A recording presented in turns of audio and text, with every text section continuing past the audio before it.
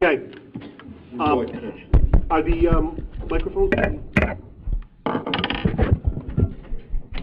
Everybody make sure they're off.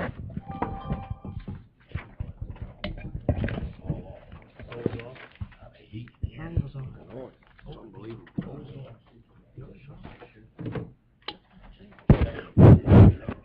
Mine is on? It's off now. We good? Okay. But see, he's got, oh, yeah, oh, all right. It's on. Okay, at this time I'd like to call to order the Wednesday, October 24th, 2018 meeting of the Coventry Planning Commission. At this time I'd like to take a quorum call. Mr. Mattson. Here. Mr. Ozenkowski. Here. Mr. Anderson. Here. Ms. Lukowitz. Here. Mr. Flynn. Here. Mr. Pacelli. Here. Mr. Kenny. Here. Mr. Kalunian. Here. And Chairman Crossman is also present. So we do have a quorum. At this time, if everybody could please rise and join me in the Pledge of Allegiance. I pledge allegiance to the flag of the United States of America and to the republic for which it stands, one nation, under God, indivisible, with liberty and justice for all. Please be seated.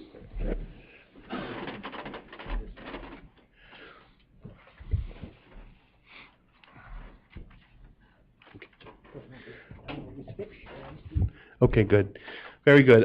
Emergency evacuations. There are two doors behind you folks. The one to my right leads directly out into the hallway where you can make a right or a left to get outside.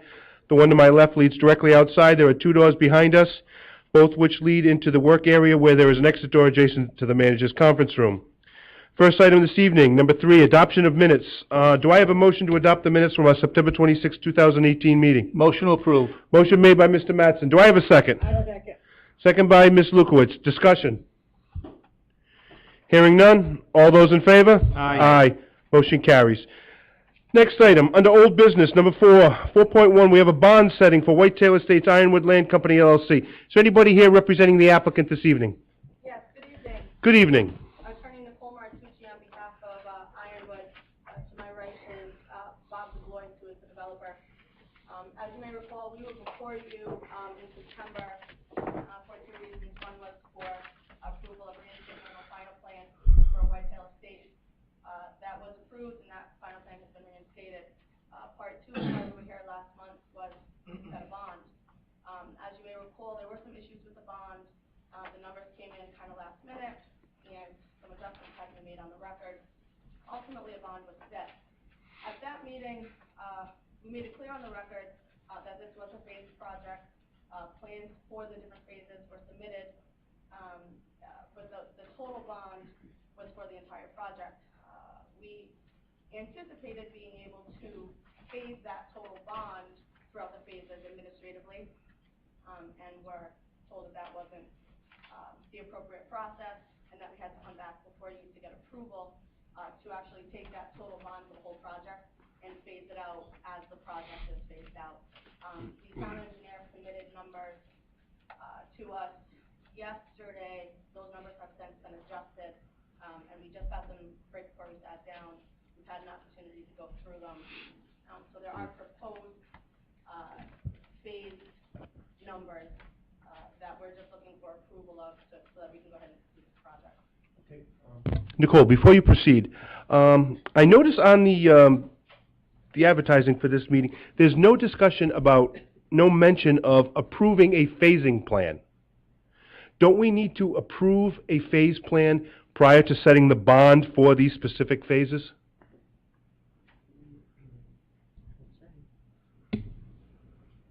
And because it was not advertised that way, is that an issue, or can we just amend it and do it right now?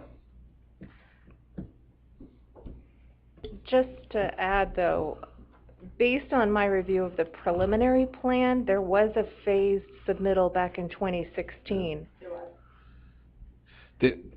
If I may, yeah, there was, and I think the board will recall at the last meeting we had updated. I think Director Wells and I had updated you as to some administrative discussions that were had with the developer and the planning department, including myself.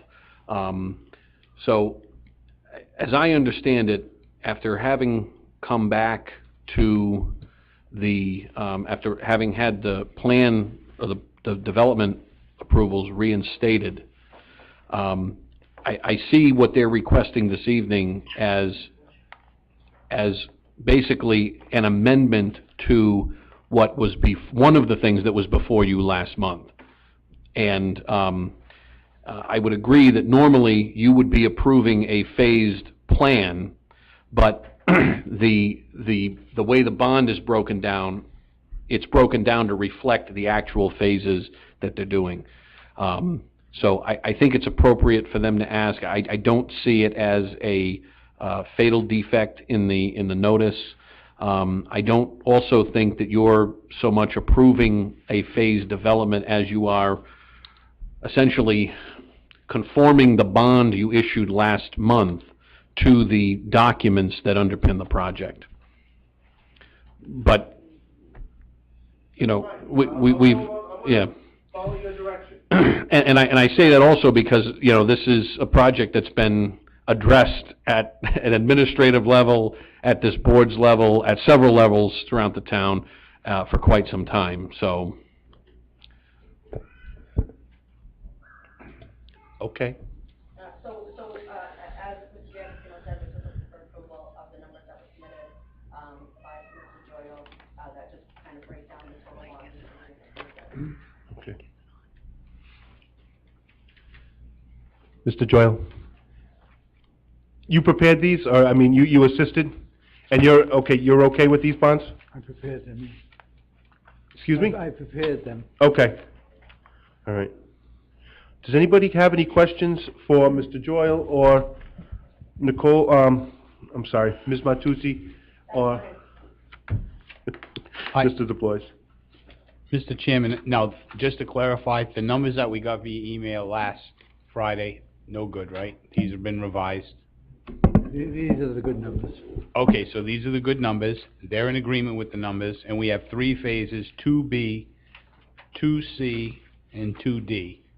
There was no 2A, right? Just for the record, the numbers that you received last week are no good, correct? Correct. You re-updated them this afternoon, Yes. and those have been. And that's what we have. Okay, I Okay. just wanted to make sure. We'll go over those numbers to make sure we both have the same numbers. Okay, thank you. And that's kind of what I'd like to do. I mean, I honestly, I forgot what the 3 phases were, but I do have a plan if you'd like to look and see what the phases are, I mean. well, I mean, someone can just explain, you know, this phase, 2B is in fact phase 1, the first thing that they're gonna do. Correct. Okay, and basically, if we just look at the last column, which is not complete, that totals $38,551.66, and then there's some other calculation, because it can't go below 20%. So and then down below, there's another, the total bond amount cannot go below this amount until 2 years after road. So what's your proposal for setting the bond on 2B? Is it the 74? Yes. Because you're not allowed to go below the 20%, even though he's done more work than that, the 38, but he's got to stick to the 20%. So the number's the 74, 314.89. Correct. Okay. All right. And then if anyone, I mean, I don't want to get ahead, if anyone has any questions on the other numbers on the page, that was my main. That's the same with all 3 phases. Okay. They're all at 20%, or barely above.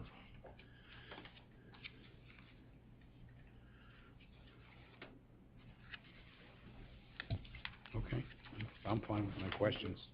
All right, so we just went over 2B. I might as well go over 2C. It looks like the remainder is going to be 42,064, although the 20% is 67,555.80, and so that'll be the bond amount on that one. Correct. And for 2D, the final one, the remaining balance was 24,501.93, but the bond is going to be set at 39,351.25. Correct. Correct? Okay. Yes, sir. So those are the 3 bonds. Does anybody have any questions? All right, can I get a motion to approve all 3 of those at once from somebody? I'll make a motion to approve the bond as proposed in a phased approach. Motion made by Mr. Rozankowski. Do I have a second to that motion? Second. seconded by Mr. Kenny. Discussion. Just, I'm gonna listen, I'm not saying anything. all right, Mrs. Love, Mrs. Lloyd just wants to clarify one thing regarding 2A, because I think that you may have said that there was not a 2A. 2A is the open space. Correct, okay. There is a 2A, right, but 2A is the open space, and there's no bond required with the open space. Correct, I But- just wanted the record to be clear on that. Okay. All right. All right. Any more discussion? Hearing none, we'll take a vote. All those in favor? Aye. Aye. Motion carries. Thank you. Good luck.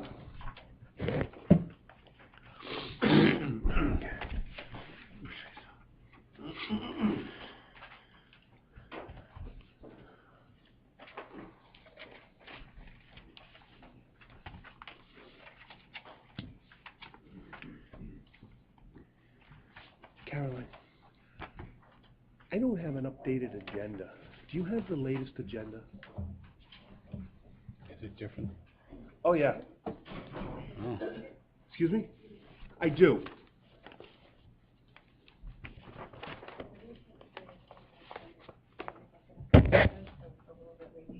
Okay.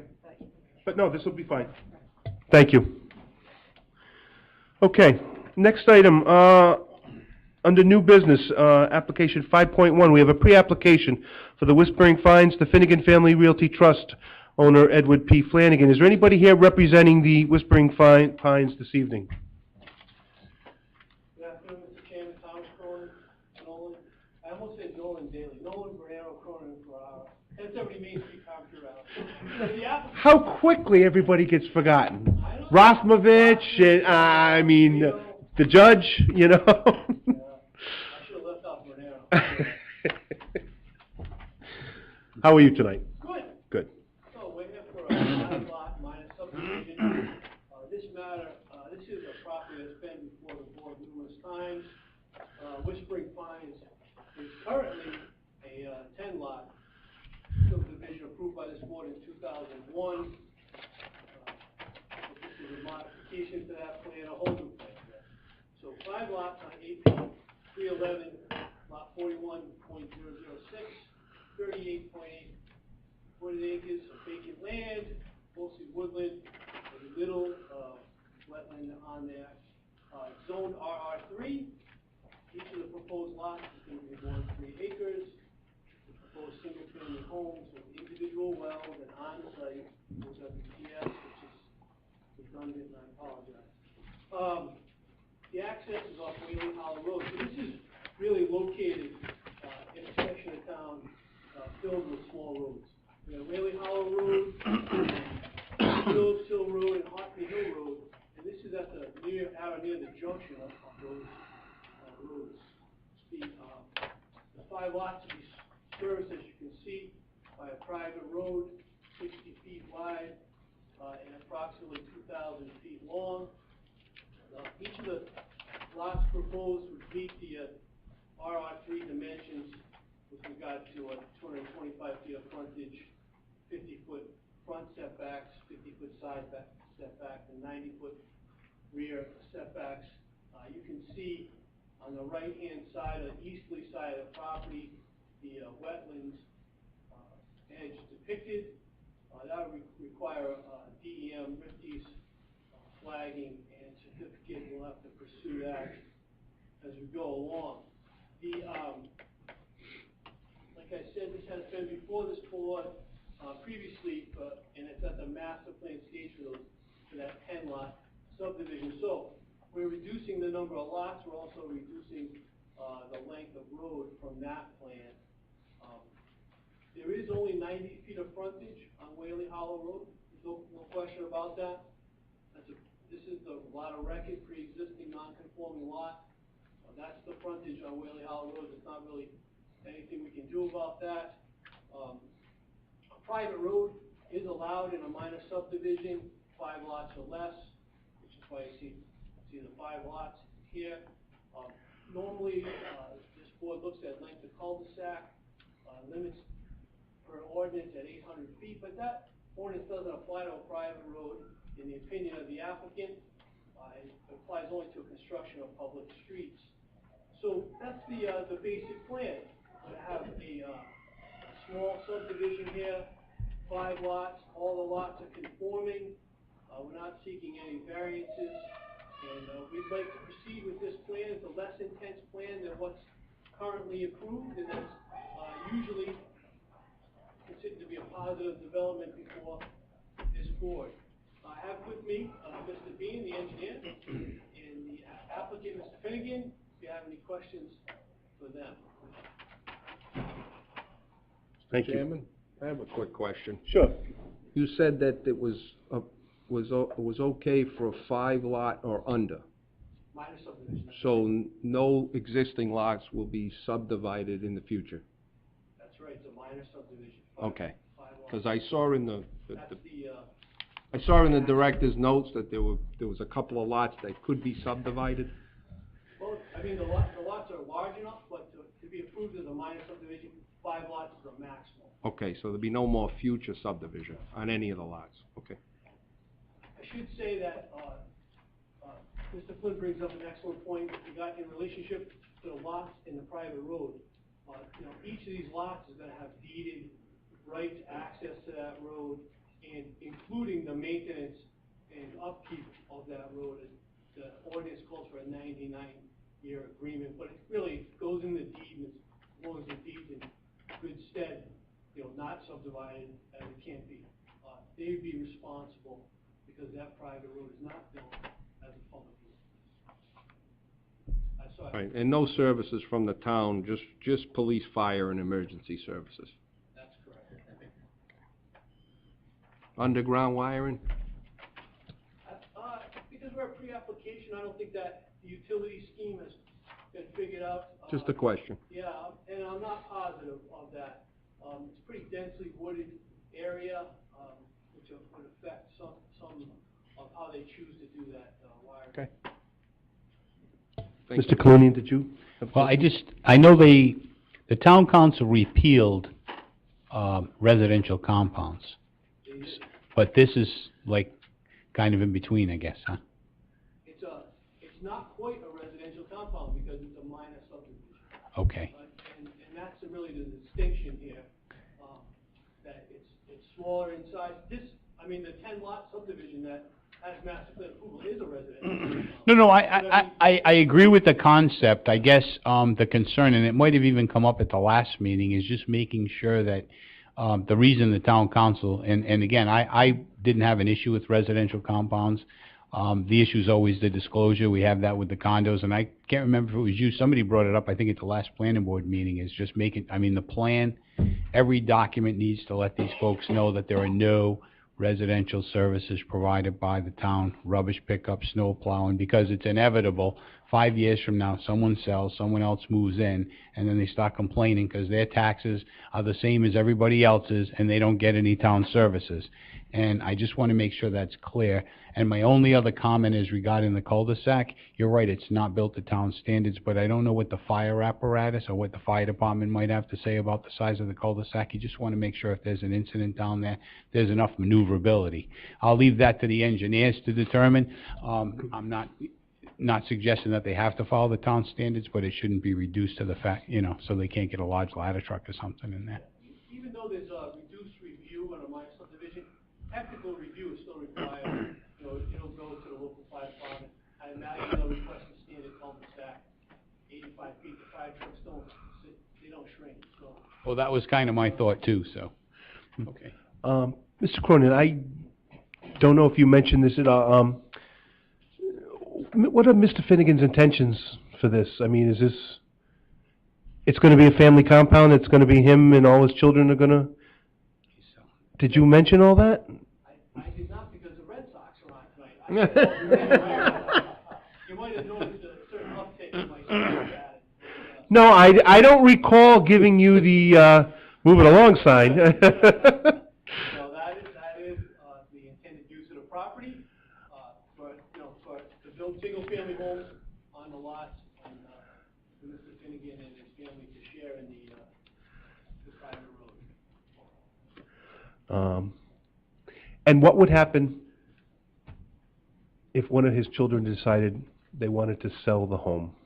As Mr. Flynn and Mr. Clooney have alluded to in different ways, recorded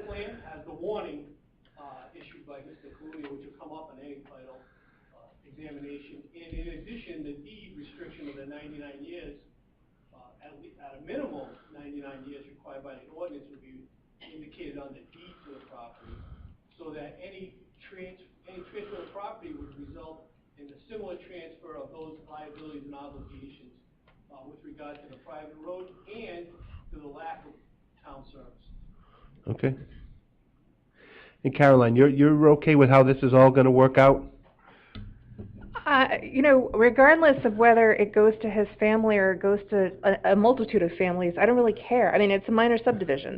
That's what it is. It's a minor, okay. And you're confident that you're allowed to put a private road in a minor subdivision? Yes, that's why I put the criteria specifically in the planning director's report. Okay. I just wanna make sure, you know, that's Yeah. fine. And Okay. we did meet with the director of public works as well, so. To discuss the private road and? Correct. Okay. And I'm sure he was in favor of that. Okay. Does anybody else have any questions for Mr. Cronin or his experts or Mr. Finnegan? Please, Mr. Anderson. Well, one, I just wanted to comment, there's a couple of standards that are getting overlooked that are town standards, right? The cul-de-sac, the frontage, you know, the family affair, that may or may not be going on, so I don't know if we'd just be setting a precedence or, you know, for future development, that's all, I just wanted to, you know, I don't know what would come out of this 2-3 years down the line if it's frowned on or not, so. Secondly, the 90 feet of, frontage, I don't know if there's, a standard in place. If you put a 60-foot road right in the middle, is there a setback for private roads to other people's property? It'll fit, I guess is what I'm saying, or does it matter, I guess? So if you get a 60-foot road in, you got 15 feet, right? Well, Your math. You won't have a 60-foot road. You might desire a 60-foot right-of-way, which would accompany a 26-foot road. So you'd have 26 feet of pavement, but the right-of-way width would be 60 feet. So, I'm not sure, what road standard they're proposing here this evening, but for sake of argument, let's use a 20-foot road. You know, you'd be able to fit it within. You would? That 50, Okay. well, you'd have. I didn't know if there was a setback allowed. You'd have 15 feet on each side. Yeah. I don't know that there's any setbacks for roads. I don't believe there is. Any setback requirements for roads from Private adjacent road or properties? anything? Actually, there might be, but I don't recall specifically. Right, but I'm looking at this plan and I'm looking at that, the 50-foot right-of-way. I mean, obviously that was left there with the intent of providing access to the rear of the property. That would be my take based on the layout that I'm looking at. Well, that was, and we discussed this earlier, I mean, the thing is our assumption, unless proven otherwise, is that this is an existing lot of record that predated the zoning ordinance and all of the regulations that went with that 1981 ordinance. So the lot is what it is, for anybody who develops it. There's Well, only I was just trying to Thank you. get Mr. Anderson's question answered as opposed to, could they put that road in or do they have to worry about setbacks? Yeah, the setback question I can go back and verify, but I don't want to give you an incorrect answer. And the only other thing was the drainage. It just looks, I mean, I'm just starting to think about, it just looks really close to the abutter's, you know, property line. I don't know if that would ever affect his, drainage, issues or not, but I just saw it. Even on a minor subdivision, the requirements of the don't change. We'll have no net increase in runoff to the neighbor from the development of this project. So whatever its conditions are now, and Right. based on what you see, they could be wet. They won't be more wet. Okay. Thank you. Does anybody else have any additional questions? Jason? Well, one question, just to clarify, maybe I'm slow tonight, or normally, but, this is a minor subdivision, not a residential compound, so I'm not understanding the family comments. If it was a residential compound, it's supposed to go within family, but a minor subdivision has no bearing on family, correct? That's So he correct. could sell to whoever he wants. Just commentary. Okay. That's true, yeah, you're right. All right. I apologize. I That's should've- okay, I thought Yeah. I was missing something. Yeah. All right. The chair just likes to point out when I don't cover everything. All right, does anybody else have any additional questions? Okay, there's gonna be no vote taken here this evening, this is a pre-application. So basically, they're looking, this is a minor, so there is no master plan, they're going straight to preliminary, which would have a public hearing, correct? No. There's no public street creation, which is what would trigger a public hearing. You're right. So technically, no, it's not a public Technically, no, hearing. it won't be a public, you just go straight to preliminary. Okay. All right, does any members, are they vehemently opposed to them proceeding to the preliminary stage and going and getting all their approvals, submissions to DEM and everything, submitting to the fire department in the town? All right, it doesn't appear that you have any issues, so good luck. Good luck, sir.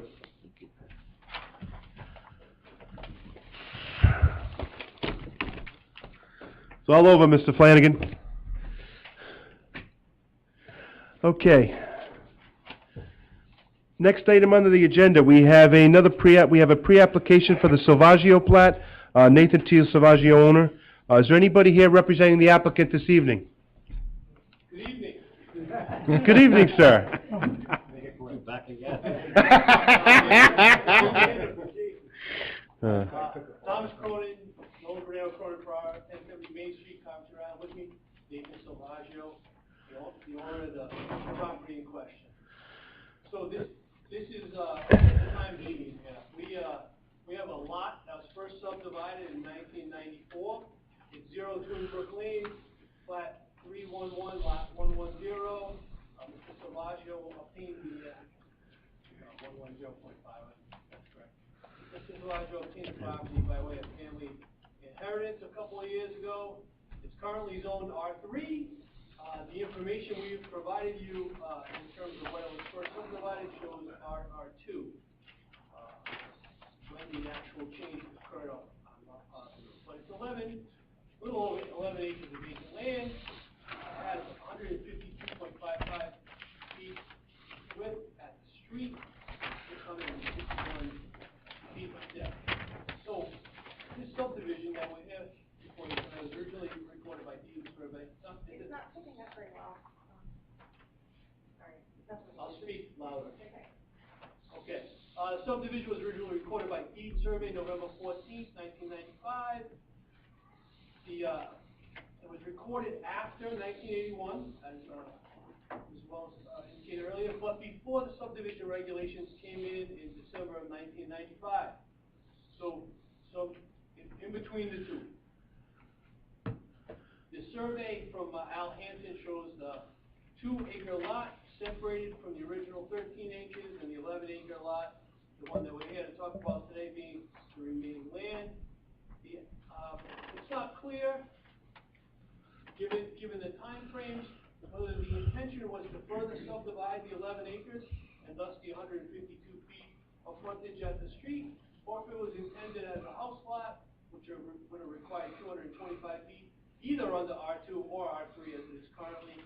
But at any rate, Mr. Salvaggio would like to build a single-family home on it now, and we're seeking a recommendation to the zoning board for that relief. So we're going to go to zoning and ask for relief from frontage to build a single-family home on this lot, and we're seeking your recommendation for that.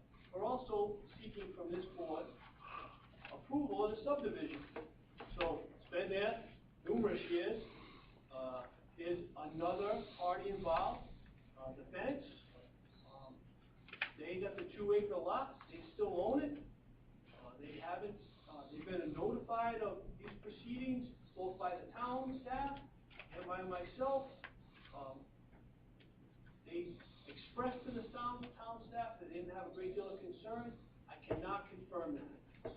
I have not been able to reach out to them and make contact. But that's my impression from speaking to Mr. Wagner, who spoke to the Bennett's. So we're here to have you belatedly approve this subdivision of land and recommend to the zoning board that Mr. Salvaggio be able to build a single-family home with less than the required frontage. So, Yes. bear with me. You want us, as a board, to approve a plan done by Boyer Associates back in '95? It was done by Al Hansen back in '94. The one from Mr. Boyer was for another purpose, but Mr. Hansen recorded the actual survey. But yes, that is what I'm asking. Is I don't have a copy of the Al Hansen plan. I'm sorry, it has been submitted. I do have it. I didn't think it was, thought the Boyer thing pretty much covered it, but. It is the identical plan, but the subdivision was occurred pursuant to the Hansen plan, which I do have. So in other words, did he do a survey of just the 2 acre portion and then just show the remainder, or did he actually do a survey of both parcels? I'm unable to answer that question. That's why I wanted to see the plan. Looks like it's just the 2 acres. 2 acres. Yeah. So maybe the term we should be looking at is affirming the subdivision that occurred. I love that. You should be writing my stuff. Thank you, Mr. Kalina. Well, I like that. If that will work for the solicitor, I would love to use that term. I would love to use that term as well. No, it's not no.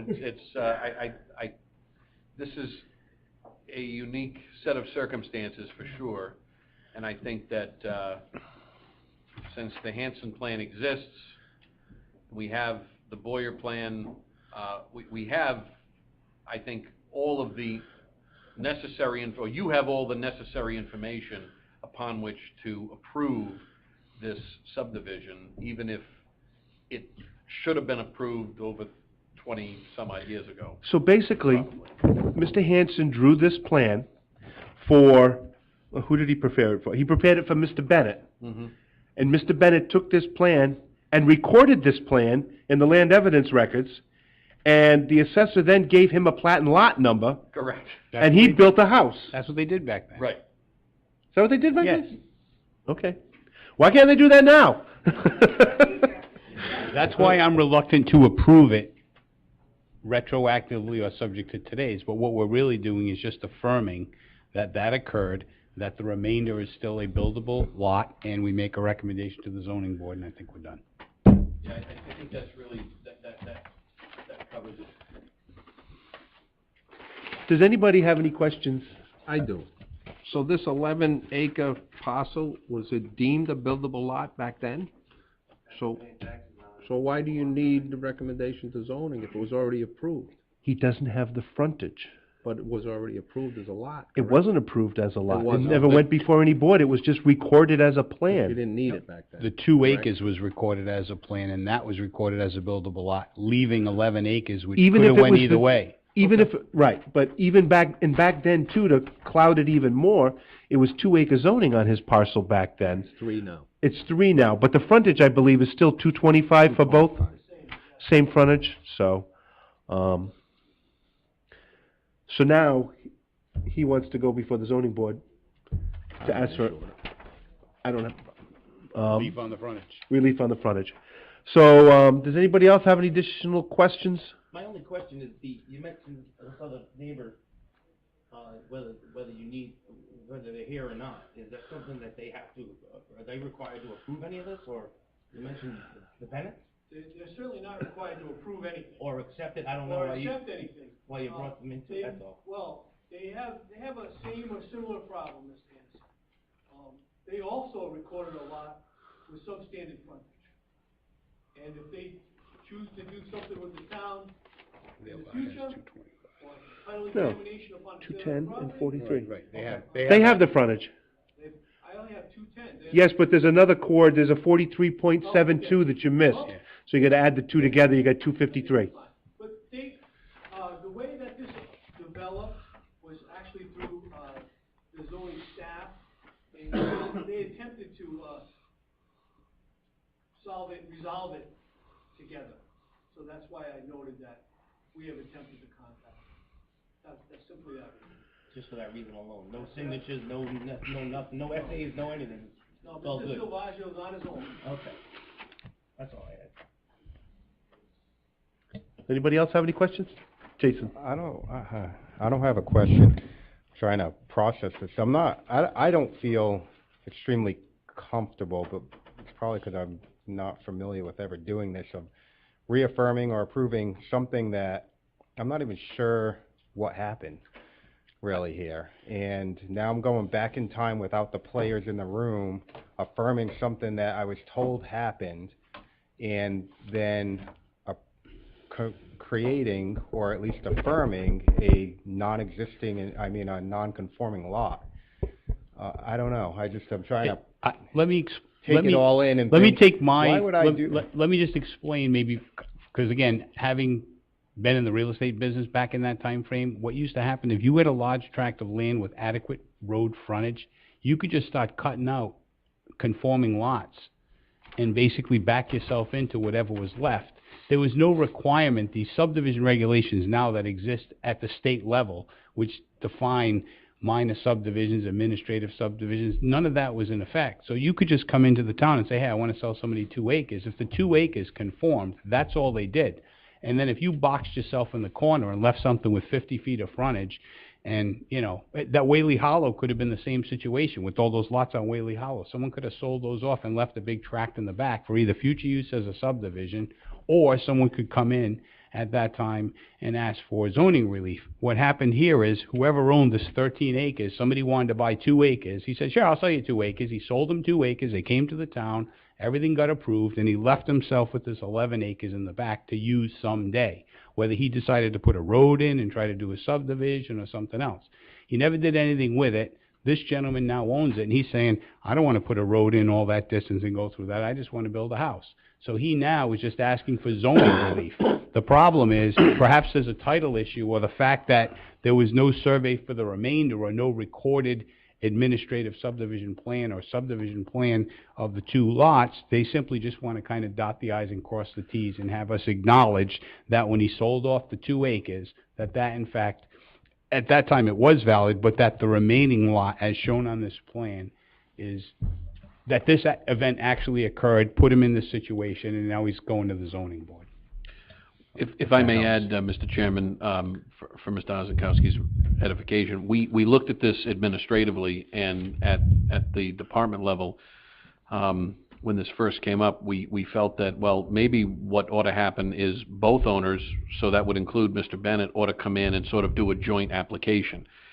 That would, at the very least, alleviate your concerns about who did what when.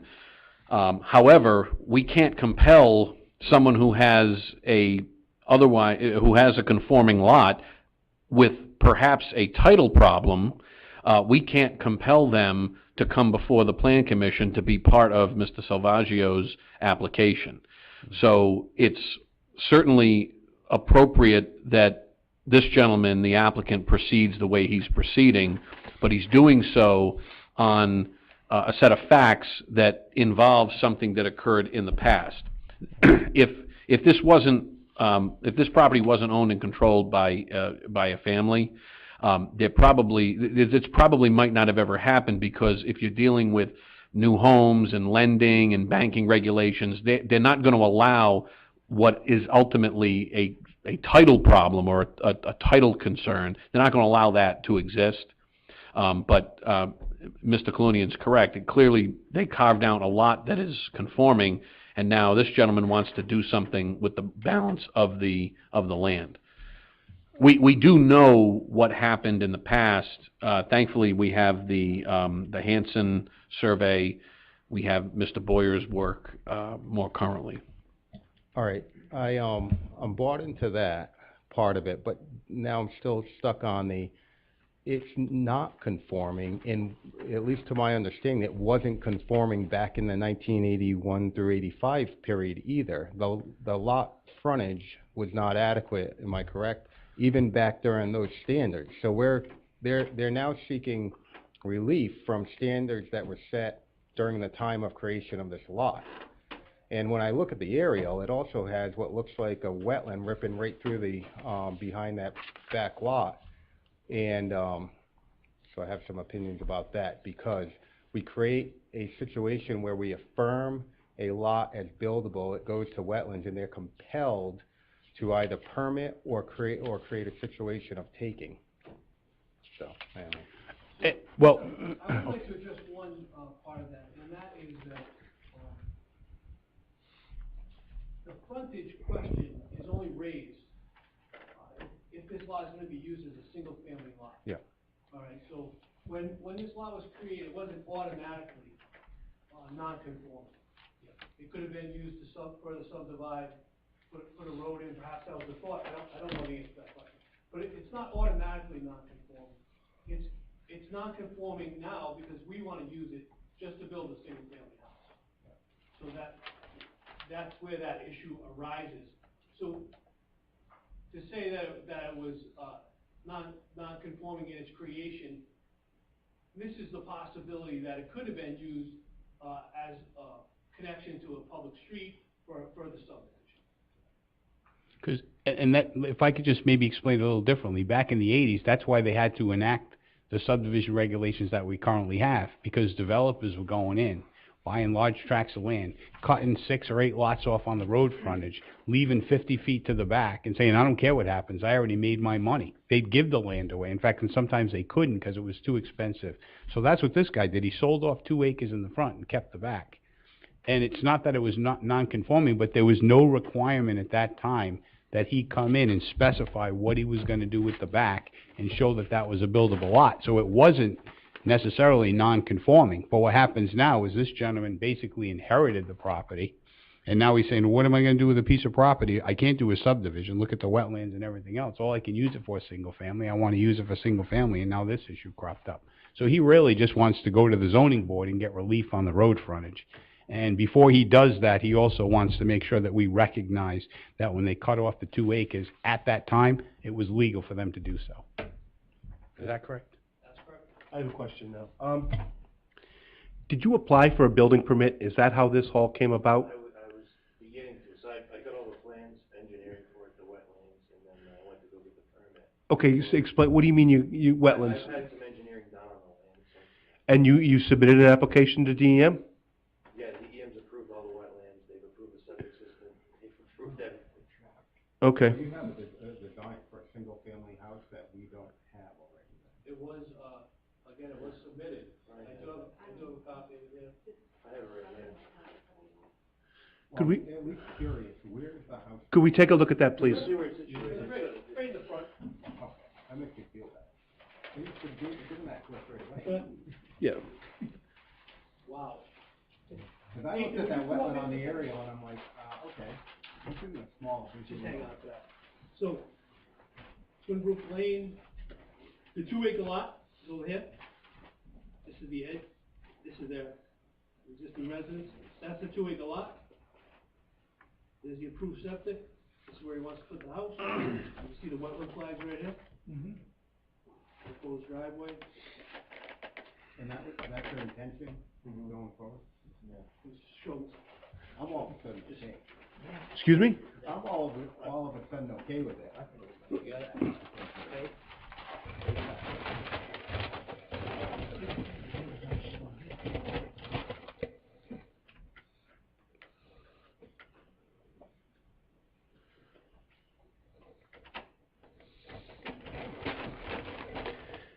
Yeah, because with the location of the wetlands and where he could never do anything else with the property. Well, that's the issue. It's not never.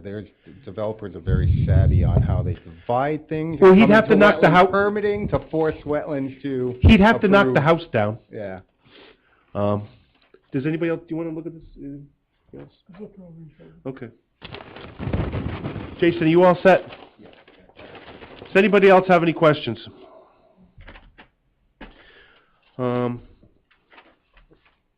Seeing none, I'll take a motion that somebody would like to put forward. I guess that would be for the affirmation and for a positive recommendation to zoning for the, it's just the frontage, that's the only variance? Yes. Or your sideline setbacks are fine?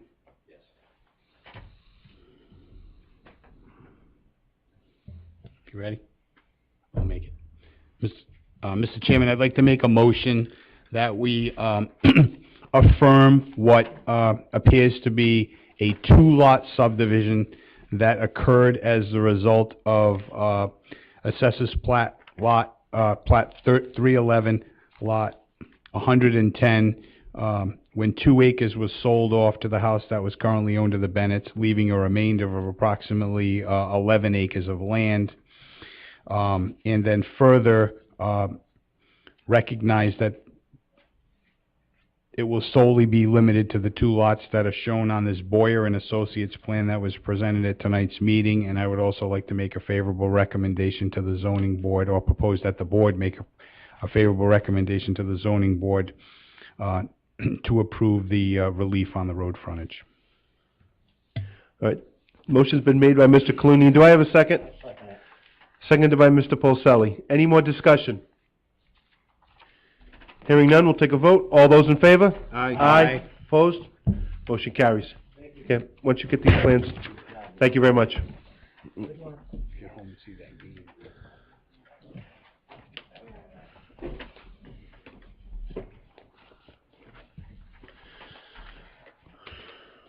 Okay. Next item, we have another pre-application. We have the Reptakis plat, Leonidas Reptakis, a major subdivision, proposed 2 lots with a mixed-use components, 2080 Nooseneck Hill Road. Is there anybody here representing the applicant this evening? Yes, Michael J. McCaffrey, my office is located at 1380 Oak Avenue, City Wall. Please proceed. Good evening. Good evening, sir. Here with me this evening is Mr. Reptakis, who's the owner of the property. Property is 2080 Nooseneck Hill Road in Coventry. There's 2 existing structures on the property. One is a Venus Pizza, and behind that structure is a house that the family lives in.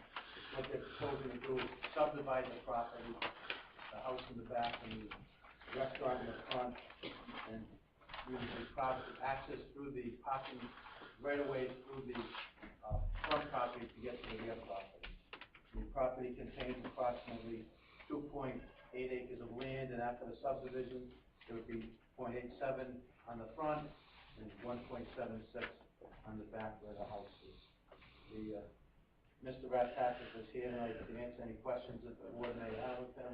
And in addition, there's releases being asked for a special use permit to have the residents in the general business zone, as well as various variances. One on lot 1 for the area, on lot 1 for 30%, and on lot 1 the parking. The map shows a proposed 60 parking spots, and the planning department's calling for 67 parking spots. And on lot 2, looking for relief on frontage. If any of the members have any questions, and Mr. Reptakis is certainly try to answer them. Mr. Chairman, if I may have some comments. Sure. Hold on a minute.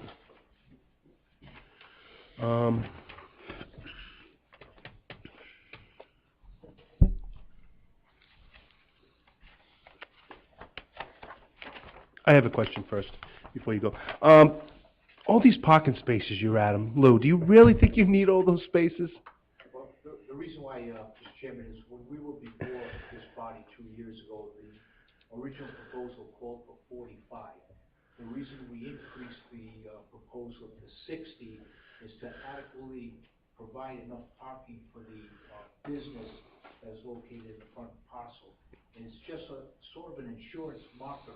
You don't never want to try to compress the parking. If you do have additional parking, which we do have to the rear of the property, about 1.87 acres, this land could be extended, and I'm doing it exactly, recommendation, to allow the property to be sold probably a lot easier once it's divided. Someone sees 45 spots, parking spots versus 60, they probably will allow, a potential future owner to move forward and buy the, parcel. Hopefully that answers the original plan Can I follow up on that? I'm not done yet. It's just that you're putting a lot more impervious pavement down, a lot more asphalt in your parking lot. Where is all that stormwater gonna go? The only additional parking that we're increasing, right now, about 80% of this proposal is already paid. Well, I'm looking at that tree line, Right, the only proposed future parking is where it's gonna be paid. Right now, there is no tree line, that's just a small section of a grassy area. I know you visited the site before, so the whole entire parking lot to the rear of the property is paved, except a small tiny section to the quadrant of the, southern section bordering the other property. I'm not sure if that's photo. There you go.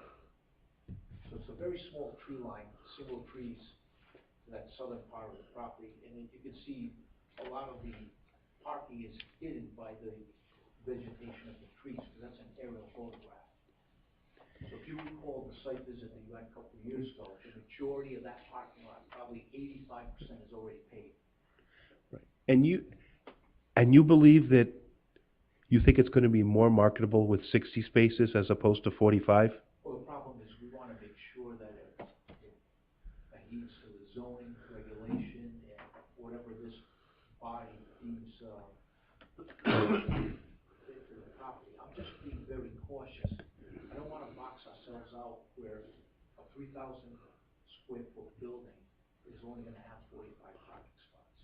And plus, on the southern end of this drawing, you're going to have a permanent easement to the rear of the property. And I'm just being very cautious. Mr. Colonian? I'm sorry, yeah, that little box in the back, and I know sometimes zoning is based on square footage, and I always give people the example. If you got a laundromat, you need a space for every washer. A dry cleaner in the same size building, you need 5 spaces. So let's just throw that out for a second. What does the fire marshal allow you to have for capacity in the restaurant, even with no tables? Any idea? Right now it's 103. 103. So if every person bought their own car, they'd need 103 cars. 2 per car is about 52. You've got 65. All right, that's where I was going. I wanted to see, when your restaurant's at capacity, you need roughly 60. You wouldn't need the 67 required. Okay.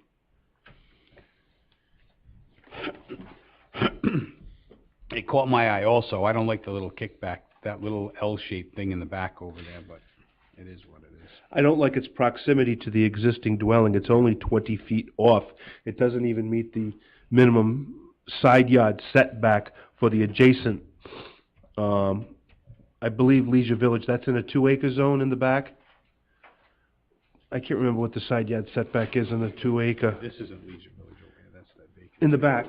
Yeah, yeah. But also on, the property to the north, which was, our former dwelling where the family lived. Yep. When that was separated, there's only 16 feet between the building, and the property line, and I think it's a lot closer from that building to the building, there's only about 16-foot driveway, maybe not even 20, between the building to the north of us, which was our former home, and to Venus Pizza, which is called the structural difference. I believe it's even less than 20 feet.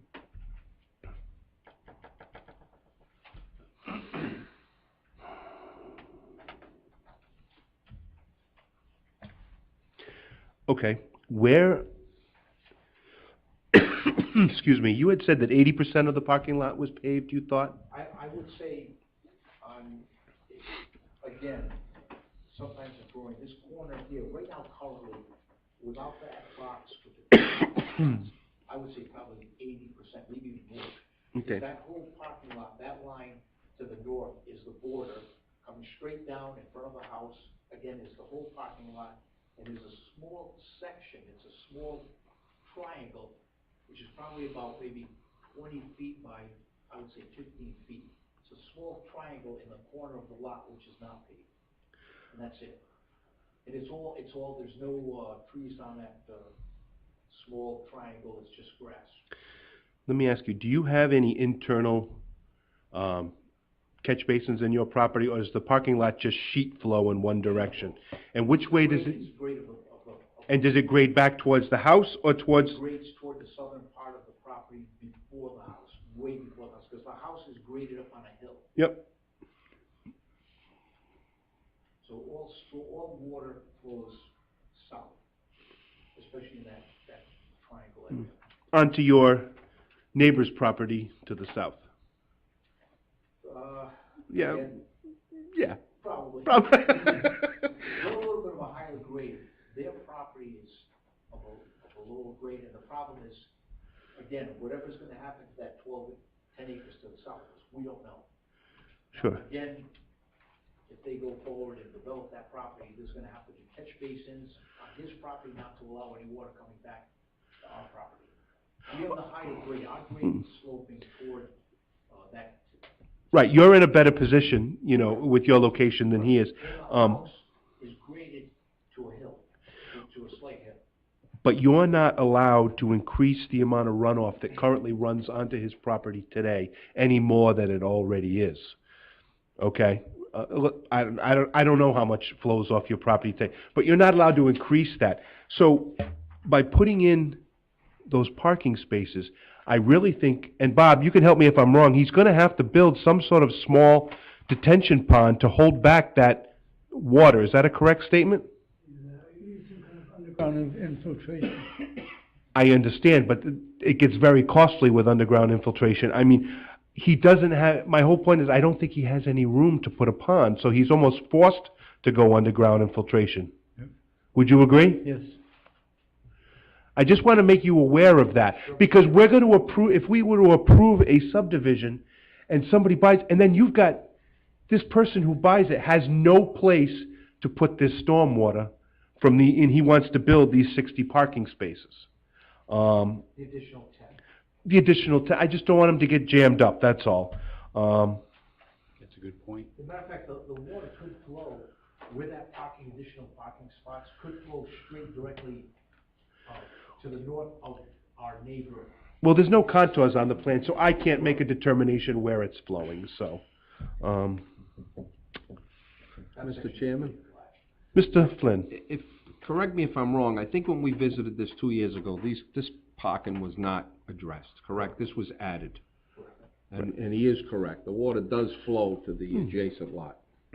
So we never saw these additional parking spots on the Exactly, right, and that's the only reason I'm bringing it up now, because I think that's really the only difference from 2016 until now, is those additional parking spaces. Although I think, did you have two vehicular accesses to the back now? We still do, we've always had it. Oh, you are gonna allow, okay. I thought that other one was a utility easement only to the south, and the only one they were gonna use would be the northern one on the northern side of the property. Right, and those are pretty wide, I mean. But those will both be for vehicular access? Currently, we have tractor trailer trucks that can use the north end and the south end. Okay. It's pretty wide, it's about 16. I think the question was, is the residents going to have easements on both sides of the building to Exactly get what in the and out? question is. We could provide that. Yeah. Well, I just wasn't sure what you were proposing, that's all. That's what I was trying to, and here's one of my main concerns. If I was to buy the house, let's say I bought that house and I moved in that house. I don't own I don't own the restaurant up front, okay?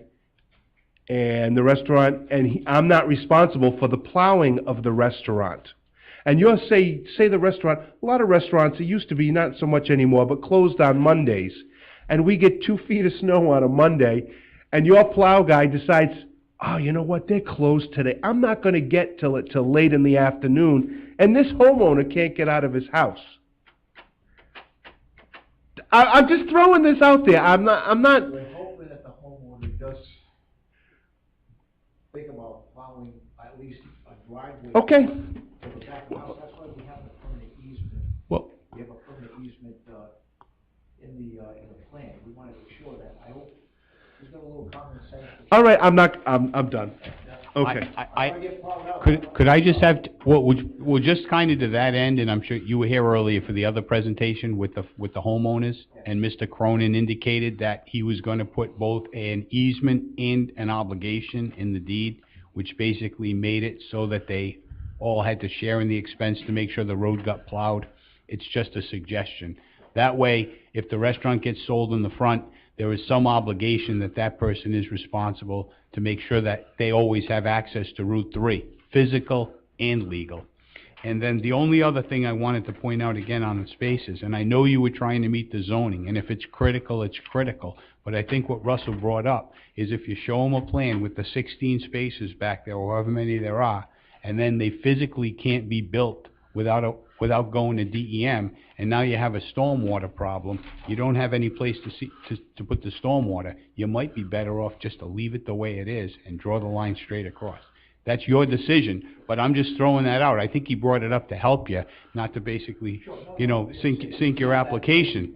Because again, if you show these on the plan and represent he's gonna have those parking spaces, and then they physically can't be built unless you go knock on the door, and now you're gonna need a drainage easement on the piece in the back to address the stormwater. It might be too late. You might be better off just to do it. But it depends. If you have that much space and you're saying, no, I need the 60 spaces or I'll never sell that business that size, forget it. It's totally up to you. All right, does anybody else have any questions? All right, this is a pre-application. We had a site walk. I mean, I don't know that we need to schedule another site walk. Everybody knows where it is, right? I mean, they've all been by it thousands of times. We've probably all been there. Okay, so, this, all right, so this is a major, it's only a 2-lot, but it's a major because of because they need a variance, that bumps it up to a major, okay. So they'll be coming back for master plan. And that's a public hearing. Master plan is a public hearing, and then at that same time they come back for master plan, they're gonna ask for a recommendation to zoning at that time. Correct. Okay. Because they need that first level of approval. Right, so does anybody have any issues, with the applicant proceeding? Yeah, Mr. Mr. Mattson. Chair, I just have one question. 19 feet from the parking lot to the existing dwelling, is that gonna be an issue? I mean, you were talking about snow plowing. People come in and they plow these snow banks. It might be right up against the house. I mentioned earlier that it bothered me a little, but it's a pre-application, I was gonna wait till I saw the final design, but yeah, do I think it's a little close to the house? I do. It's pretty tight. I agree with you, it's only 20 feet, Yeah. The edge of the parking lot. So, Mr. Chairman, if I may, if somebody decides to plow up to the house, they're gonna lose 10 parking spots. You wanna plow straight toward the wooded area where the lot ends, not up against the house. If not, you're gonna lose spots 60, 59, 58, 57, all the way down to 55. I think that's kinda foolish for somebody to plow up against the house. They should be plowing either to the south or directly to the wooded area, because you're gonna lose 10 spots. I do have one more question though, Kyle, you jogged my memory, are you all set with that? Yes. OWTS.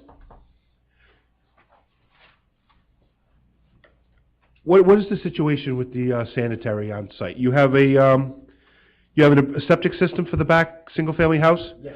Separate from the restaurant? Right. And I'm looking at this plan, it looks like the restaurant is on a cesspool? Septic system, yeah, cesspool septic system, which has been Well, is it a cesspool or is it a septic system? Can I ask Sam? Looks like a cesspool. Is it a cesspool or a septic system? It's not working. That's not on. That's not working. Yes, it was on. Just speak louder. All right. Yeah, there's actually 3 cesspools, but we went to, the state and we got system suitability determination for the restaurant, so that is approved until 2021, so, I mean, on the sale of the property though, I think within 1 year, they'll have to update, to a septic system. I think that's what will trigger, a system for that. But right now, he's good in terms of the state, he's all set for current use. Can I ask you, I'd like to ask you a question. Was there anything else you wanted to? Well, I was gonna go over whether we're calling it the future parking, due to the fact that Mr. Ratakis doesn't wanna do the engineering and stuff for that, basically wants to make it like a subject to if a new buyer wants to actually extend the parking, and then they would have to, do the engineering. Basically, the development plan review is kind of the deal. Okay. That was kind of our. Let me ask you, and Jason, you can weigh in on this too. It looks like to me that entire parcel 1 is going to be asphalt. Does that pose a problem with a new OWTS being installed? Yeah, I think you're right on it. We don't have any authority over it, but. No, but I'm saying, can you? I agree, yeah. Because usually I believe it's only 25% could be under an impervious surface? Yep. I don't know how they're going, I don't know how this project is gonna go forward. I think say that again? There's an existing spot behind the restaurant that's long.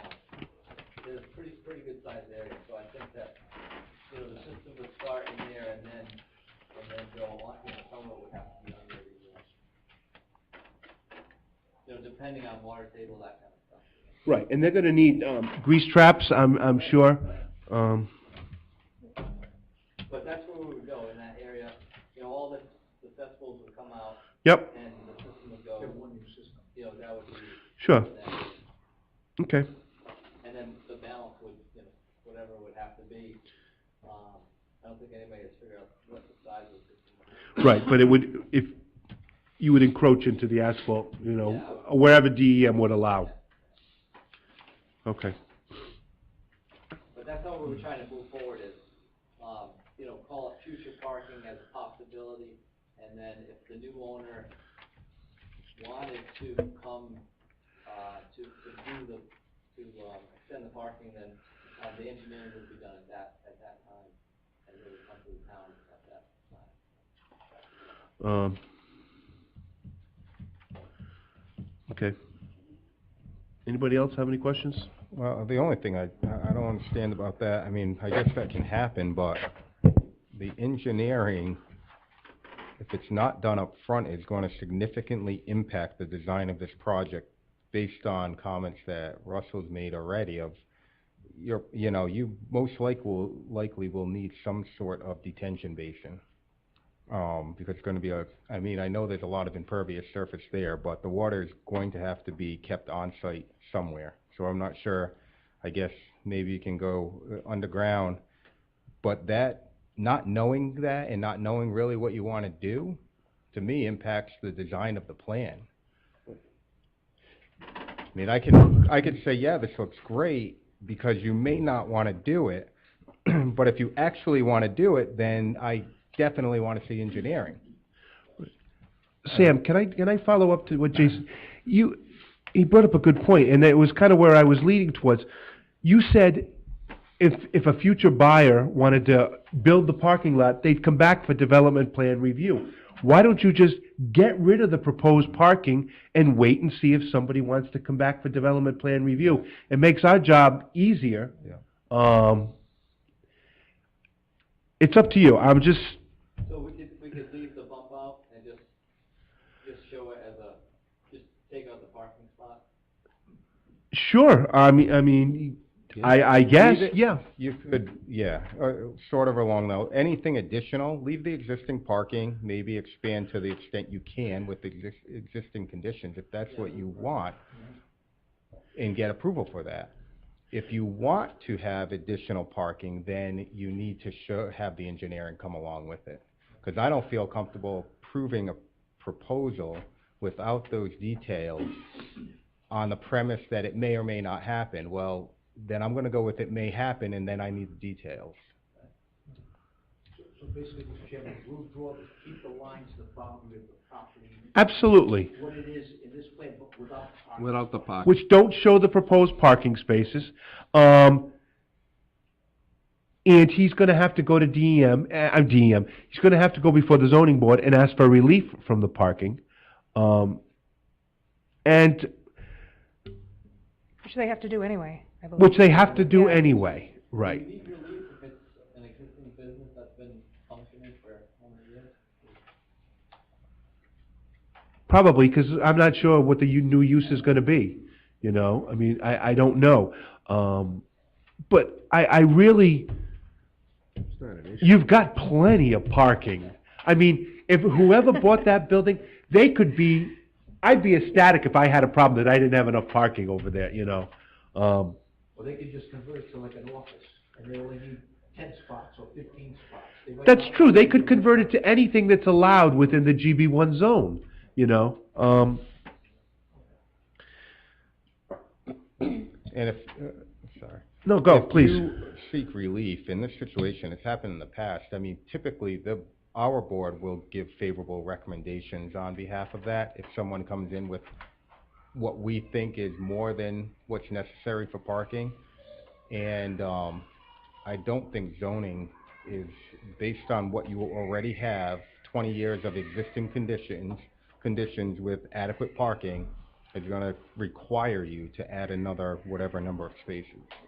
So I think your best bet is going the way that Russell's implying, and remove the parking, get your approval based on what's existing. If you get a buyer, come in with whatever the buyer wants. Odds are they're not gonna want this additional parking. I get how you're trying to make it more marketable, sort of like your neighbor that cleared all the land, so that you can see, it said the trees aren't there, but it may or may not be more marketable. That's a case in point. It's been sitting there like that for how long? A year, you know? So we'll keep the boundaries currently, the new proposal boundaries, which allow him future expansion. Correct, exactly. You're giving him providing him the land to do a future expansion if he should so choose. And one thing I just want to clarify, we're not saying, there could be a possibility that a proposed buyer would have a use.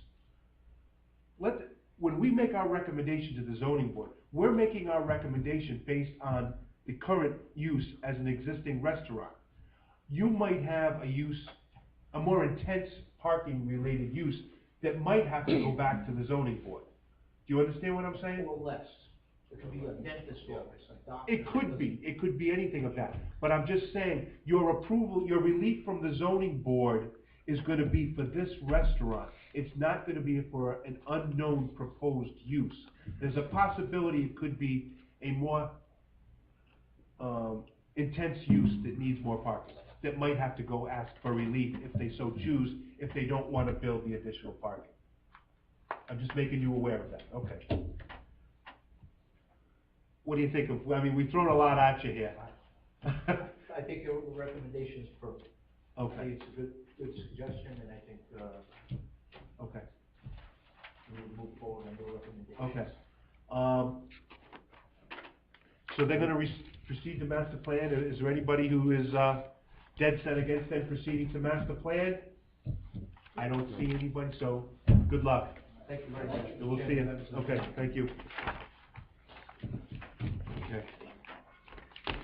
And last on our agenda this evening, we have in item 5.4, recommendation to the zoning board of review for relief under the Coventry Code of Ordinances 164-6B and C to alter the standards required for improvements to Ledge Road as a condition of issuing a building permit. Is there anybody here representing the applicant this evening? Mr. Chairman, might want to handle this one, huh? That would be fine. I'd love to hear from the town sergeant. Anyone but. And I can't believe he's not home watching the Red Sox game. Yeah, but stop it. I know it. I'll be there. You gotta hurry up. Thomas Cronin, Nolan Guerrero, Cronin Farr, 1070 Main Street, Coventry, Rhode Island, on behalf of the applicant. So, lots of different stuff tonight, huh? So, the applicant is I don't know, is this working at all? I don't believe I so. don't think so. All right, I'll just keep talking loud. We can hear you. Applicant Sarah Chacon owns property, plat 317, lot Probably not. 73.1, which is on Ledge Road. Do we have anything? Okay. I have the tax map, we can make a copy of it, or? Do you have something? I have a tax map. I would love to see at least the tax map, yes. Well, we know Ledge Road. They know that road. If you can bring up an aerial and just point, yeah, I know, point to where the,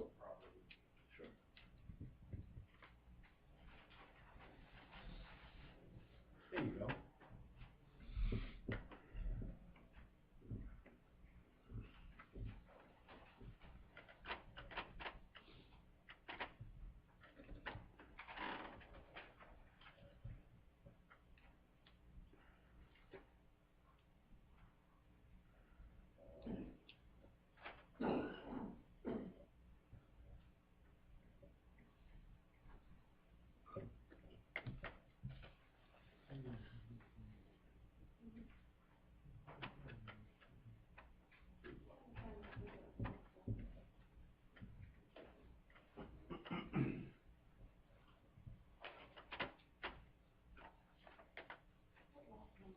That's it, 73.1, 73-1.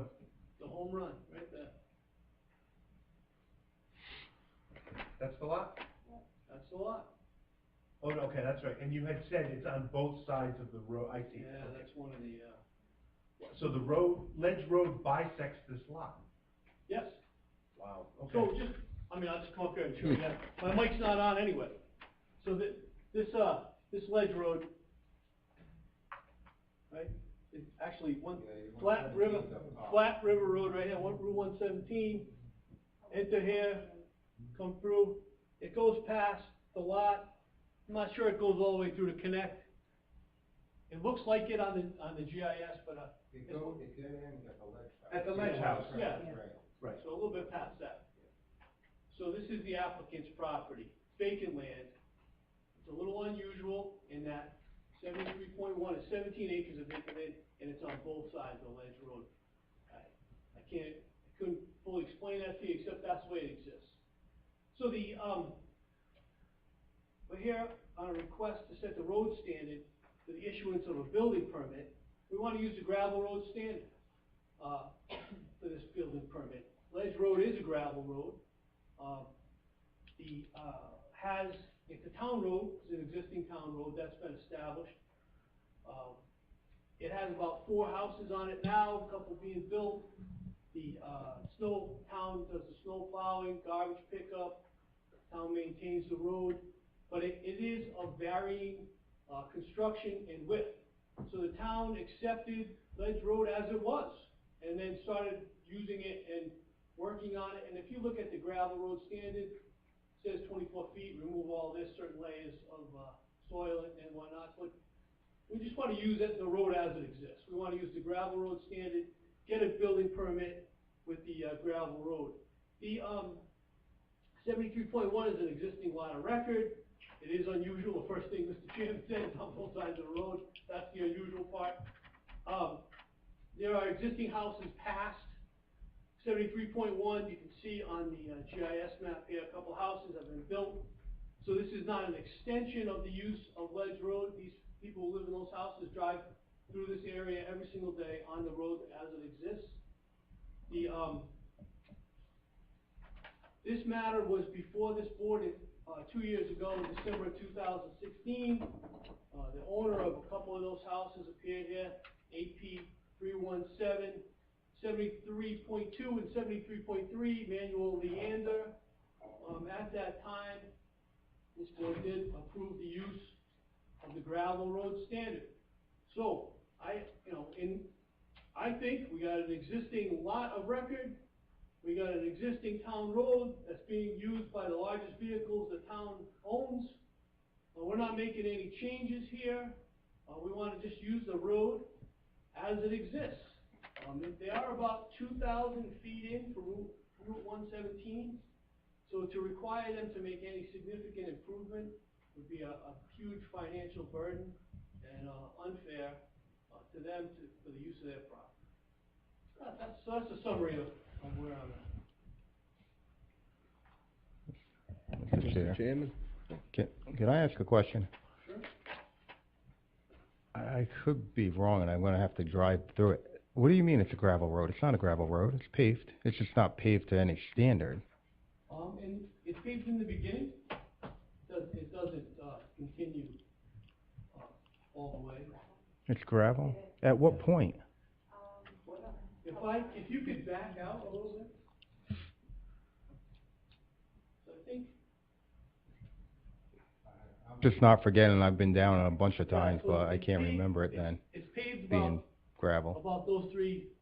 That's it, okay. Yeah. And then it turns to gravel. You can see it's gravel as it reaches back here. But you're right, when you're on Route 117 and you enter, it's paved. That's right. Do you know which two lots? I'm sorry, which two lots were the Leander lots? Are those the ones immediately after it on the same side there? One and, yep, okay. 73-2, 73-3. Has he actually, have the house, I know he was selling them at that time. Has anyone pulled a permit? They're actually built on now? Houses are constructed and occupied. Okay. In my recollection, I don't know if you look back to the minutes, but there was something I raised, I believe, that when those lots were sold, they were to either convey some form of an easement or reserve some type of a width, so if the town ever did want to improve the road, they could. You have a good memory, Mr. Clunian. Now, I wouldn't volunteer any of my clients' land to the town, but now that you've raised it, you did require 4 to 6 feet be included as a buffer on the road edge of the property, to be reserved for future, road development, should the town so choose. And we would be in agreement. It just didn't, I understand. you can't offer your best deal the first time. That's your best deal? There's a lot of new board members here. That's his best deal. I would've played cards with this. 4 to 6 feet.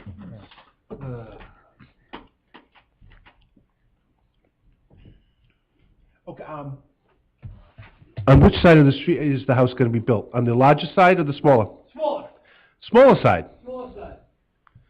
okay, Didn't even have to go up there and show you. Yeah, on the smaller side. all right.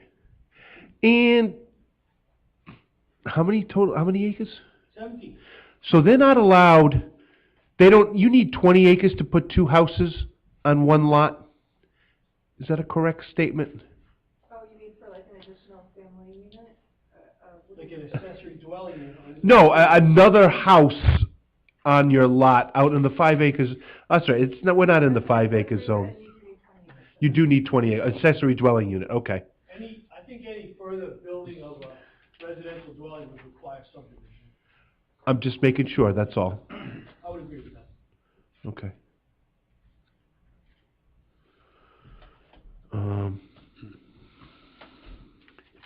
Yeah, I just wanted I left emails, from the Public Works Director, basically saying that he reiterates his previous, that the gravel standard is fine.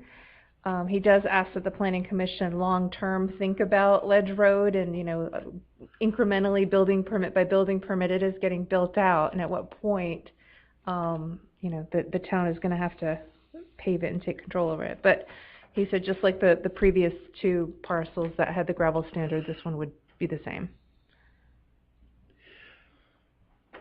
And I appreciate that, but the town plows it and they pick up trash. Yeah. So my argument is, based on those 2 things that they do, they feel that they own it and it's a town road, otherwise they wouldn't perform those tasks. Yeah. Why then is it the property owner's responsibility to upgrade the road? Why wouldn't it be the town's responsibility? This was the same argument that Pastern was fighting when they came in with the 90 houses that ended up not going through. Remember Pastern came in with 50 on one side and there was whatever it was called on one side and Heritage on the other.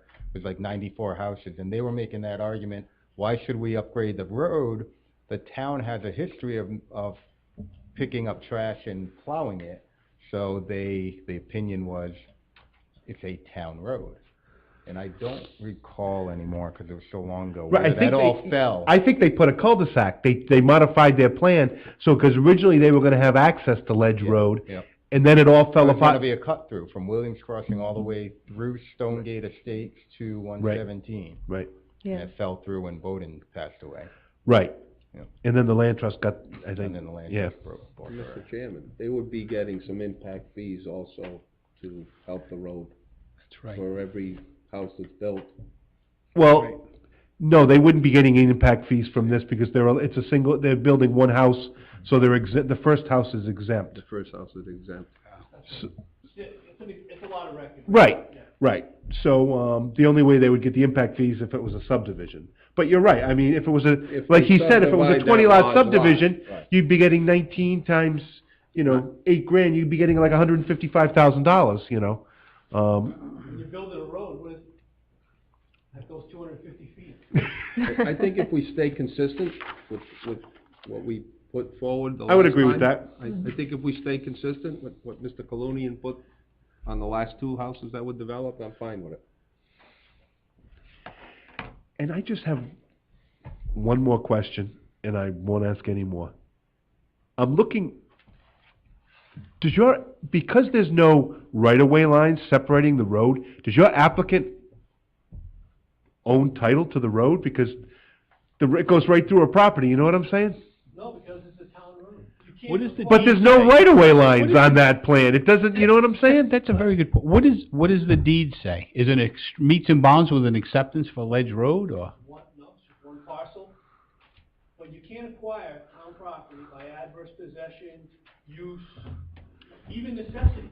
Town property is town property. There's plenty of cases on it from Newport and Barrington where they got money to spend on So, that stuff. I want to go back, now, that's an interesting point. So, what you're suggesting is that your client currently has a meets and bounds description for that entire 17 acres, inclusive of that portion of Ledge Road, and there is no acceptance, except an EX. In other words, it's not accepted out of the deed, there's no reference to the town's rights, but yet somewhere along the line, that has actually been accepted as a town road. That's accurate, yes.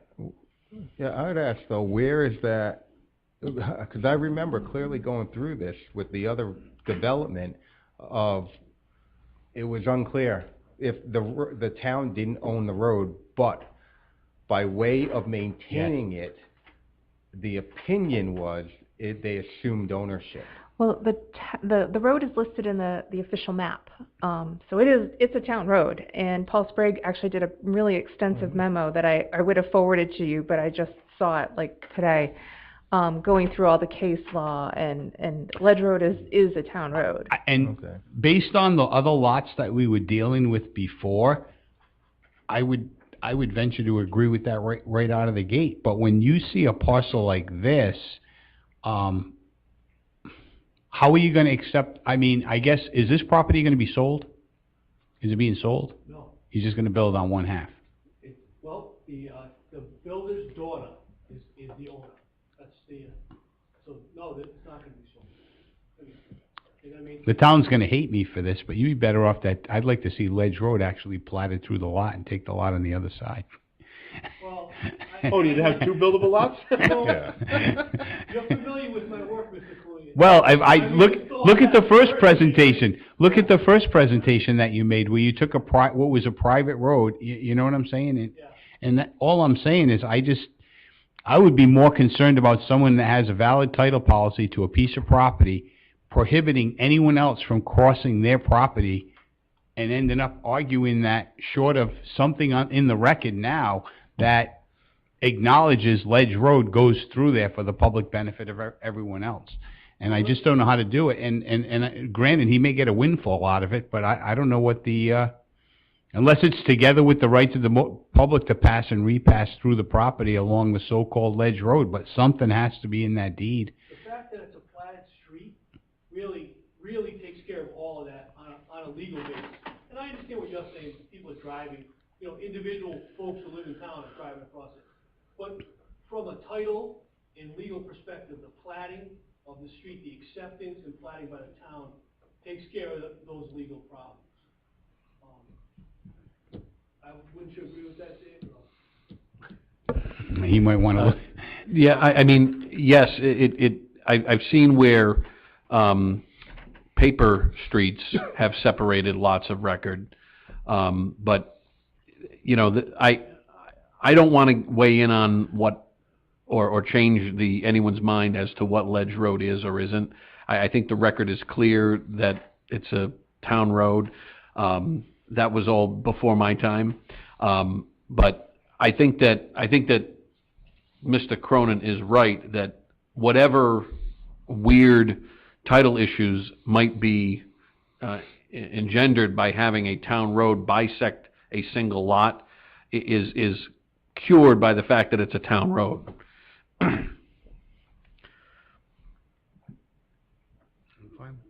Okay. All right, anybody else have any more questions? Okay,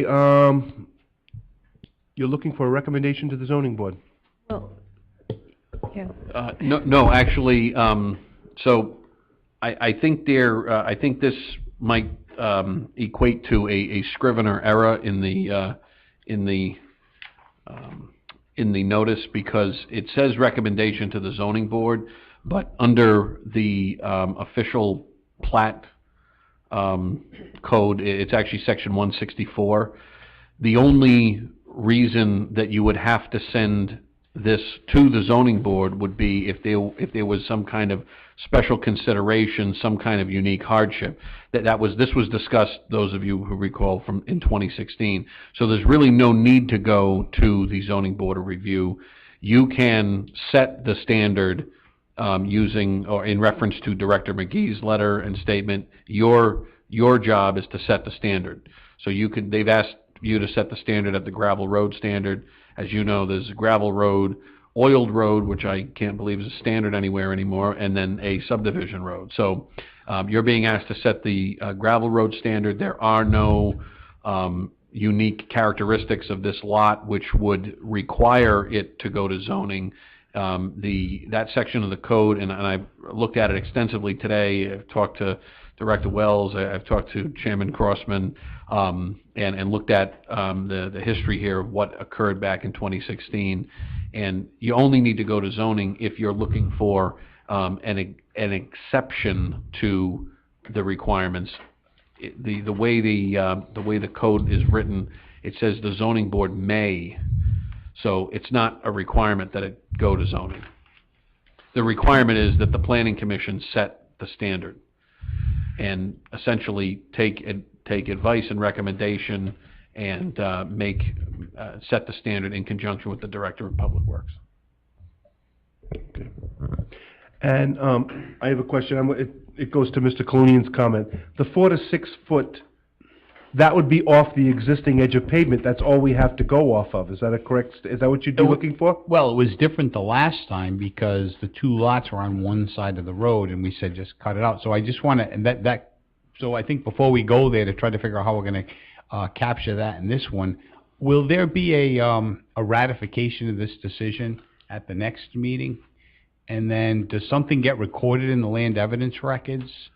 Because if it's not going to be sold and all it is so they can go get a building permit, then how does our suggestion that if the town ever decides to upgrade Ledge Road, that there will be adequate, become a condition that gets reflected in the land evidence records? That's what I was looking for. Sure. So given the circumstances, I would request a decision to be recorded. And I would suggest that given the circumstances that, perhaps the lower amount, say 4 feet on each side of Ledge Road, for your reserved area. Right. Okay, yeah, that's all I want. So in other words, if we make a decision, you're going to record it in the land evidence records to go prior to obtaining or at the same time you pull your building permit. And then that will basically reflect if someone does a chain of title and the property gets sold, they'll know in effect that there's basically a reservation there for the town. If they ever come back and decide, they won't have to. One of Mr. McGee's concern was, are we going to have to go condemn land to upgrade the road? He won't have to because it'll already be set aside for the town's use. That's correct. And I say $49 if the town records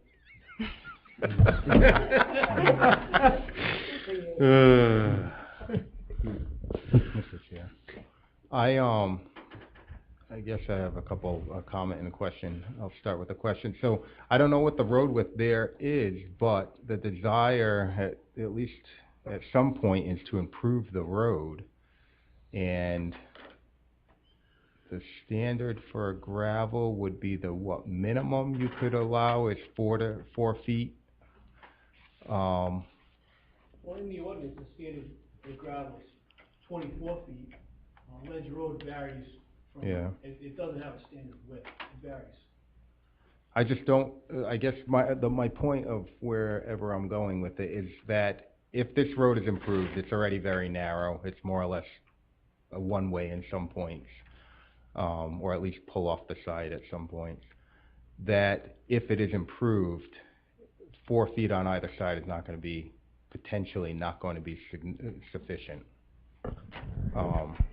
I'm not sure the exact width through that property is the issue. Maybe it would be sufficient, but I really don't know what the width is. I think if Ledge Road were to be improved, it's going to end up fluctuating. It reminds me of Hope Furnace Road, bisecting Situate and Coventry, because that road is just, it's like an accordion. It moves in and out so frequently. I think if Ledge Road were improved, you'd have the same situation. If your prior decisions, if this decision is consistent with your prior decisions and at least reserving up to 4 feet or at least 4 feet on either side of the roadway, it at least gives you an extra 8 feet to shift around. So, if the existing roadway were 16 feet and you grab 8 more feet, now you're at 24. But, the existing roadway might not be 16 feet. It could be 12, could be 10 in some spots. Or in this case, because the applicant owns both sides, he could just set a width for us right now. Yeah. That's true too. And Dave, most recently, Luba Road. It's a perfect example. That's right, exactly. It's all these It roads in varies. this area, Hammett Road, Franklin Road, all of them are the same. They're basically at points you cannot pass 2 cars safely. So for me, I'm kind of wrestling, why would we create another situation where we may have that again? Especially if the desire is for improvement. The other roads are paved, I don't know, I mean, they're bad. Like, you can't fit 2 cars. This road is the same way. So now we have a project in front of us and we're setting a minimum, in my opinion, or at least being requested to set a minimum that may not work. To me, it's setting a subpar standard for future development, which is obviously occurring on this road.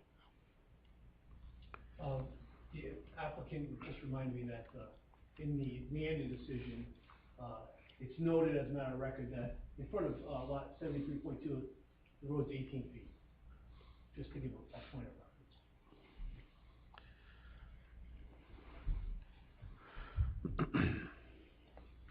reference. I like Mr. Kalunian's suggestion. So do I. Did you hear Mr. Kalunian's suggestion? I don't think I did. Mr. Kalunian's suggestion was that we set a right-of-way width through the property, a roadway width through the entire property instead of going 4 feet on each side. Let's say, for sake of argument, we say we'd like to build a 24-foot road through your property. That way, whether it's 16, whether it's 18, whether it's 12 feet wide in your property, you're still allowing us to build a 24-foot road. So, Provided it's along the general alignment of the existing road. I wouldn't hate that idea, but are you subdividing the property? I mean, is that an administrative subdivision? So that actually is an interesting question, but that's why I was so hesitant. We'll take it. Yeah, that's why I was so hesitant on addressing what Mr. Cronin had indicated about the status of that single lot bisected by a town road. So I think that you're not creating a subdivision if Mr. Cronin was correct earlier as to the title issues. That's my opinion.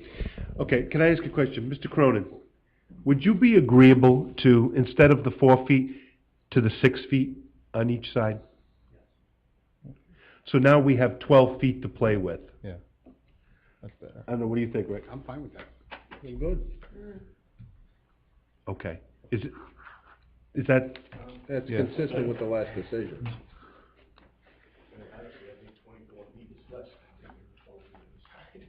Well,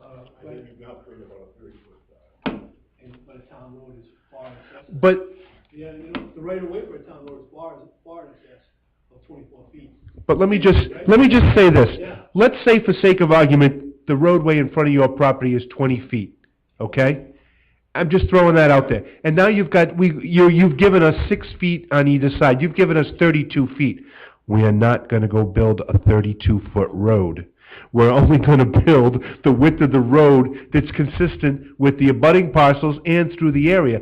And realistically, I'm thinking 24 feet is what they would ever build through there. If 24 feet sounds good, you could make that part of it. We could just say he reserved 4 to 6 feet on either side of the road to allow for a roadway improvement not to exceed 24 feet in width.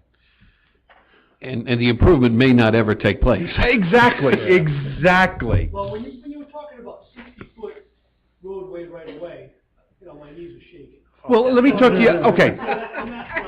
Mr. Cronin, in the 60-foot right-of-way, Right. the actual roadway width is only 26 feet in that area, okay?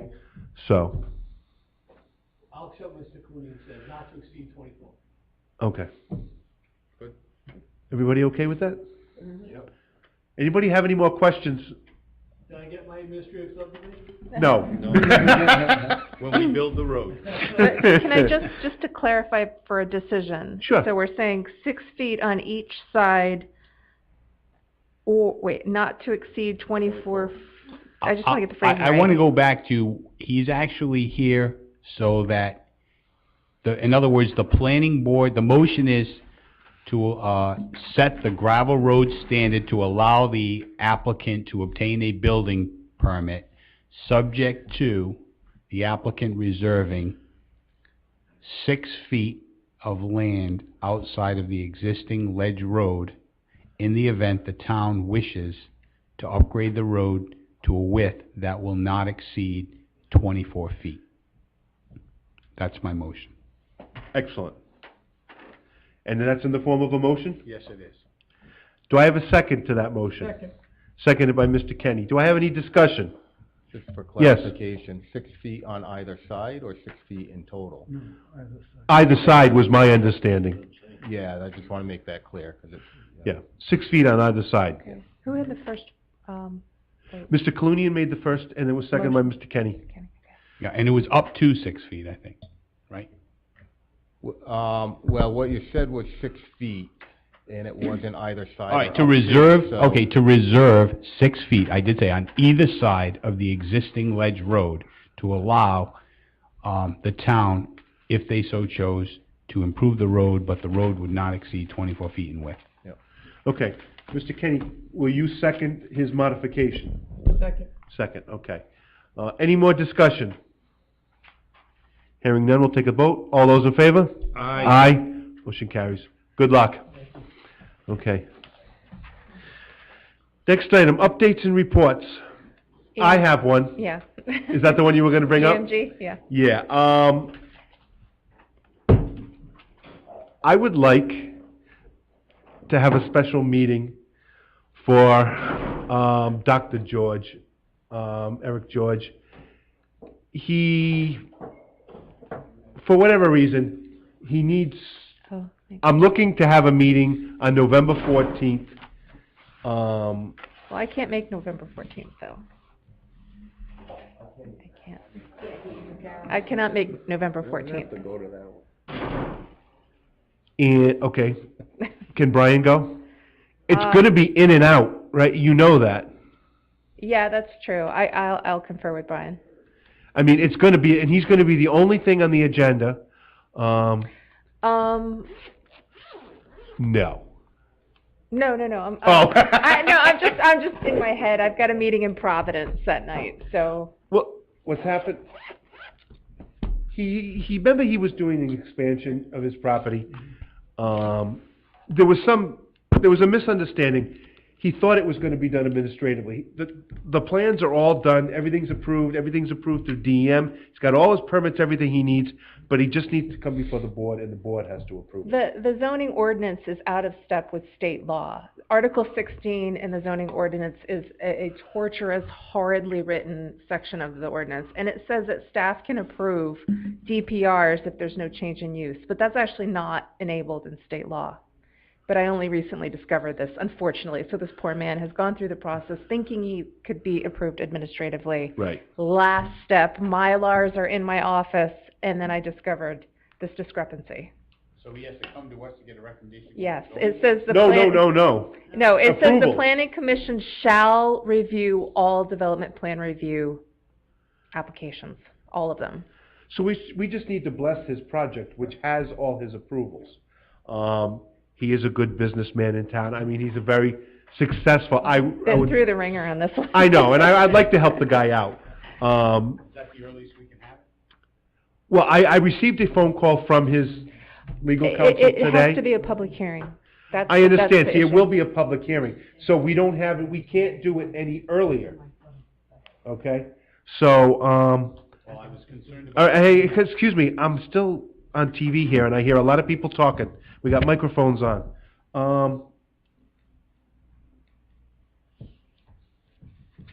Now I lost my entire train of thought. No, so, yes, oh yeah, it is gonna be a public hearing, we can't have it any earlier.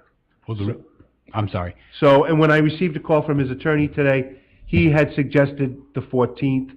I did call, I put a call into Stephanie today to see if the chambers were available. They're not available. There's a sewer subcommittee meeting that night, but perhaps we could have it somewhere across the street? The Yeah. annex somewhere? Yeah, we could just do it on the stage in the auditorium or something like that. Right, and, it should be a quick meeting. So, basically, I'm looking to see if people can be there on the 14th. If you cannot be there, Jason, you said you can't be there? Anybody else? It's a maybe for me. I'm recused That's from why. that. Okay, So I don't so have to go to that. that's a no. My concern is He's you said it's a recusing quick in himself. and out, and then you said it's a public Don't hearing, rush. so you can't possibly predict how many people are gonna show up. What's that? You can't predict that it's gonna be in and out if it's gonna be a public hearing.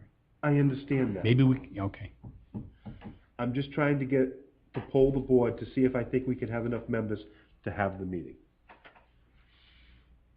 If it's early, Mr. Chairman, I can attend. I have a 5 a.m. flight the next morning.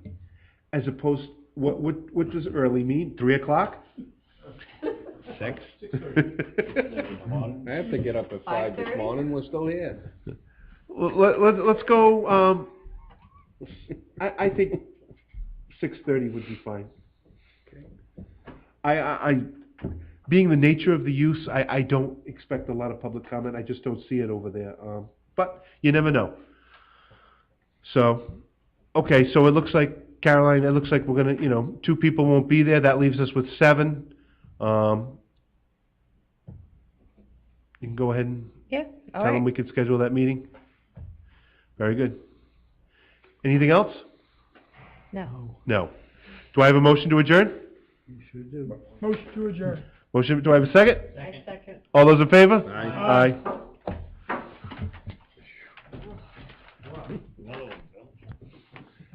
Can you turn off the major microphone? Because we're still on here.